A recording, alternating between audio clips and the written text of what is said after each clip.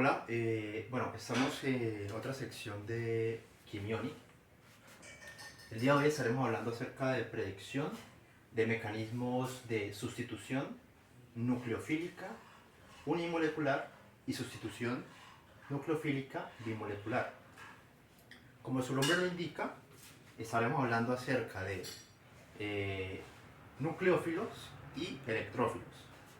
Entonces, en nuestro caso, el nucleófilo será el reactivo que vamos a utilizar para la reacción. Y nuestro electrófilo será nuestro respectivo halogenuro de alquilo. El halogenuro. ¿Listo? El halogenuro de alquilo. Bien, nuestro halogenuro es, digamos, es representado por esta X, ¿verdad? ¿Qué son estas X? Estas X representan los halogenuros. Los halogenuros son elementos que se encuentran en la tabla periódica en el séptimo grupo. Entre ellos tenemos el cloro, el bromo, el yodo, entre otros. Ah, bueno, y el flúor, que es también bien importante. ¿Cuál es la diferencia entonces, como tenemos en esta columna, entre un halogenuro primario, secundario y terciario? Bien, la diferencia consiste en que nuestro halogenuro de alquilo, bueno, nuestro halogenuro, que es este, está conectado a este carbono y este carbono a su vez está conectado a solo un carbono. Entonces por esa razón es primario. Ahora bien, este halogenuro que se encuentra acá está conectado a este carbono, ¿verdad? Pero este carbono a su vez está conectado a dos carbonos. Entonces por eso es un halogenuro de alquilo secundario. Y este halogenuro está conectado a un carbono y a su vez este carbono está conectado a tres carbonos. Por esa razón es un halogenuro de alquilo terciario. Bien, entonces observemos un poco la tabla y miremos qué tendencia subyace. Tenemos en nuestras columnas la sustitución nucleofílica unimolecular y la sustitución nucleofílica bimolecular. Nuestro electrófilo es nuestro halogenuro de alquilo. Este va a ser el electrófilo.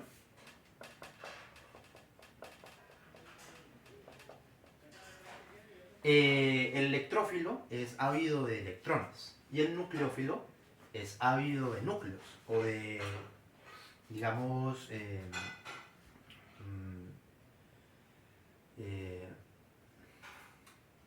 de zonas en donde es posible que estos grupos halogenuros salgan y generen una carga positiva. Por lo tanto, la sustitución nucleofílica consiste en la búsqueda de estos halogenuros por hacer que estos grupos salientes sean sustituidos por el respectivo nucleófilo. Bien, entonces nuestro halogenuro primario o metilo presenta se predice que ocurre a través de un mecanismo de reacción de sustitución nucleofílica bimolecular. Esto únicamente. ¿Sí? Bien, nuestro halogenuro secundario se predice que ocurre a través del mecanismo de sustitución nucleofílica unimolecular y también ocurre a través de la sustitución nucleofílica bimolecular. Ahora bien, el terciario, que es este, ocurre a través de la sustitución nucleofílica unimolecular. ¿Verdad? Entonces, ¿cuál es la razón por la cual se presenta esta tendencia? Por ejemplo, estamos viendo que el halogenuro primario presenta únicamente la sustitución nucleofílica bimolecular y el terciario presenta la sustitución nucleofílica unimolecular. Pues bien, es debido a este concepto importante y es el impedimento estérico. Digamos que para el caso de la sustitución nucleofílica bimolecular, en el caso del halogenuro primario, tenemos un menor impedimento estérico, es decir, no observamos alrededor del halogenuro de alquilo cadenas alquilo cercanas que puedan impedir que el reactivo venga por detrás y haga que este haluro salga de la molécula y se dé el mecanismo de sustitución nucleofílica bimolecular. Bueno, y entonces, este halogenuro de alquilo terciario sí presenta un mayor impedimento, debido a que el haluro se encuentra impedido por los otros grupos alquilo, ¿verdad? Entonces esto hace que en el momento en el que quiere ingresar el reactivo no haya tanta facilidad como en el halogenuro primario, ¿verdad? Es decir, no puede ingresar con tanta facilidad por detrás porque se encuentra impedido por estos grupos alquilo, lo que hace que se dé por un mecanismo de sustitución nucleofílica unimolecular. Más adelante estaremos hablando del mecanismo que subyace o que se puede observar. Sin embargo, se puede adelantar que este tipo de moléculas llamadas halogenuros de alquilo terciarios generan algo llamado carbocatión. Entonces, el carbocatión más estable es el carbocatión en un halogenuro de alquilo terciario, debido a que estos grupos alquilo donan carga y estabilizan al carbocatión.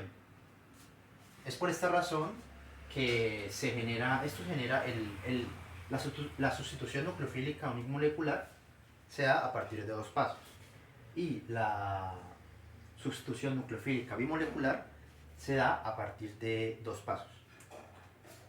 Bien, lo importante para reconocer acá es tener en cuenta el impedimento estérico y, digamos, intentar memorizar o al menos tener en cuenta en el momento en el que se va a predecir estos mecanismos que si el halogenuro de alquilo es primario solamente es SN2, si es secundario puede suceder ambas cosas, o si es terciario ocurre únicamente por SN1.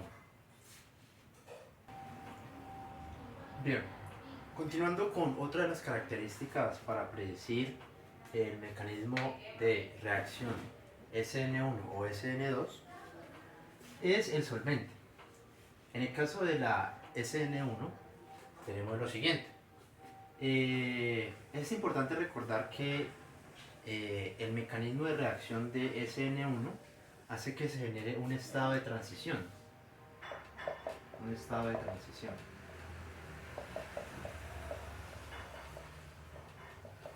Es por eso que es lento en comparación a la SN2. En este estado de transición se generan dos cargas parciales, una positiva y otra negativa. Es decir, el haluro se va separando del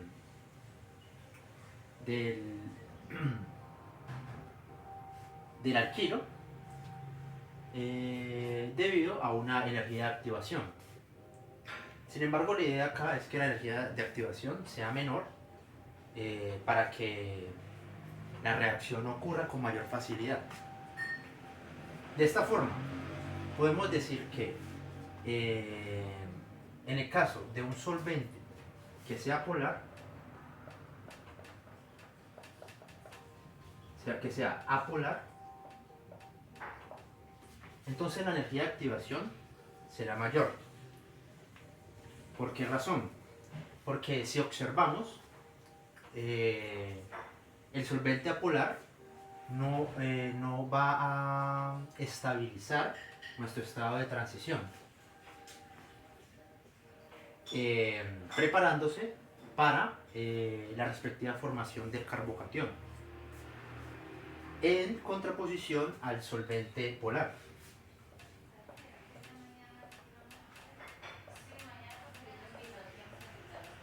En el solvente polar tenemos que la energía de activación es menor y que, las cargas parciales que encontramos en el solvente polar se alinean a nuestro estado de transición, ¿verdad? Este es nuestro estado de transición. Por ejemplo, si nos fijamos, el lado positivo de nuestro solvente polar, que por ejemplo puede ser agua, que presenta una polaridad, se encuentra alineado hacia nuestra carga parcial negativa. A su vez, la carga parcial negativa de nuestro solvente polar, que en este caso es agua, para el alquilo, que tiene una carga parcial positiva, se encuentra alineada la carga negativa a este alquilo. Lo que hace que este estado de transición sea más estable respecto a este estado de transición. Y por esta razón es preferible utilizar un solvente polar, o bueno, si queremos que la reacción ocurra por medio de un solvente, por medio de la sustitución nucleofílica 1, o si la reacción se está dando con un solvente polar, y digamos, si aparece un solvente polar y además nuestro halogenuro de alquilo es terciario, entonces directamente podemos decir que va a ocurrir por un mecanismo de reacción SN1, ¿verdad?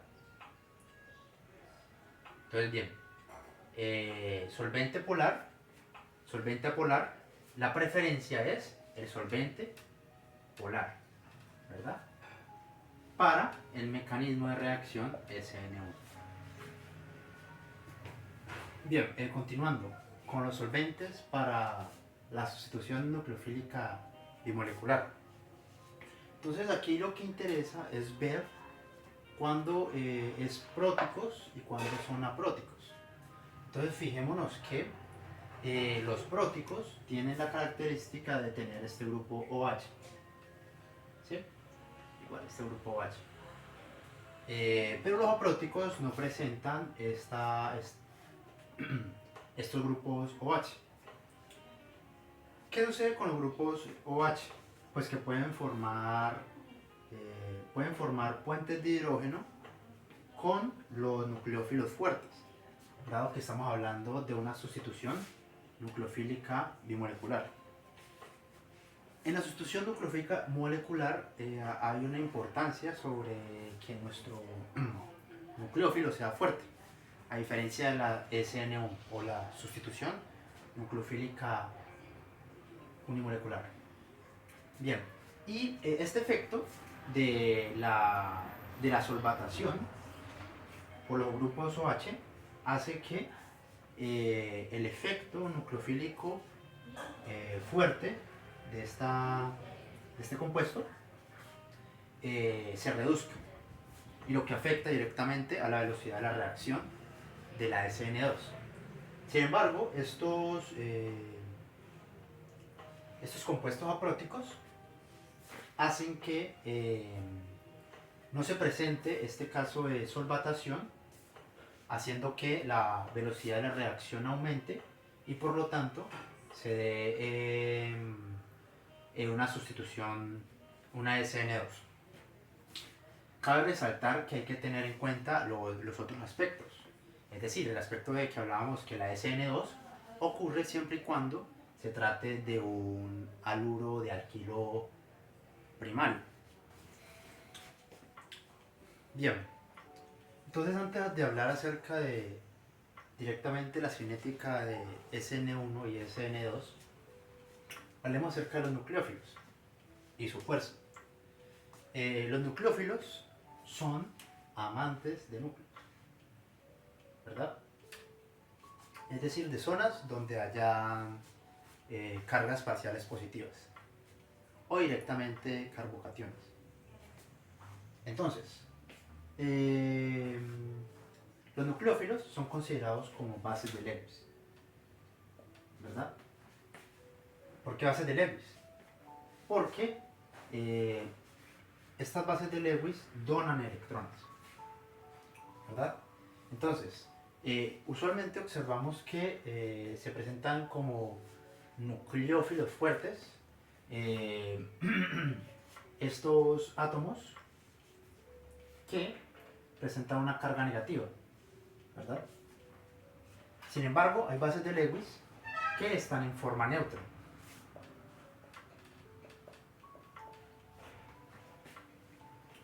Bueno, eso por el lado de que las bases de Lewis también se pueden presentar en forma neutra y que a su vez son nucleófilos. Por ejemplo, acá tenemos una amina y acá tenemos una fosfina, con sus respectivos dos pares de electrones dispuestos a ser donados.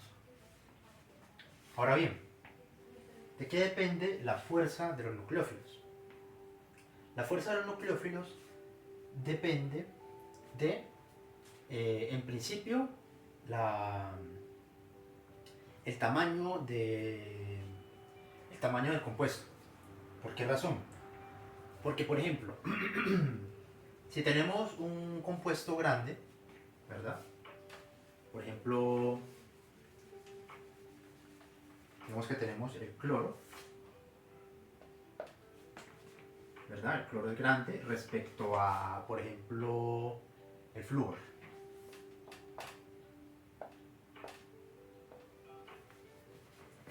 Entonces, el flúor es más básico, ¿verdad? Es básico. Es más básico que el cloro. Flúor más básico que el cloro, ¿verdad? Sin embargo, al flúor ser más pequeño es más fácil de solvatar, ¿verdad? Por ejemplo, por un solvente como el agua, ¿cierto? Entonces, esta interacción ion-dipolo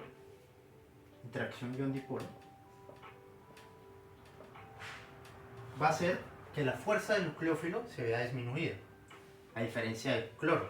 El cloro es mucho más grande y por lo tanto va a ser menos básico, pero la fuerza de la interacción ion-dipolo va a ser menor, ¿verdad? La fuerza de ion-dipolo va a ser menor, lo que lo hace un nucleófilo más fuerte, ¿cierto? Ahora bien, la relación entre basicidad y nucleofilicidad solo ocurre en los átomos o compuestos que se encuentran en la misma fila. Por ejemplo,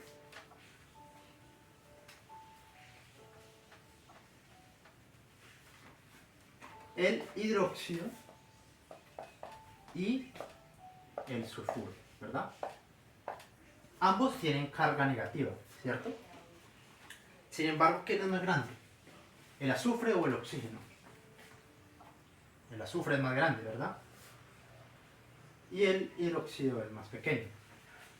Por lo tanto, siguiendo el principio que hemos hablado acerca de la solvatación, este compuesto, el sulfuro, va a ser un nucleófilo más fuerte respecto al hidróxido. Y observen que, bueno, esto no sucede en la misma fila, pero por ejemplo, esto sucede en diferentes filas. Pero por ejemplo, el NH3, ¿verdad? Y el hidróxido.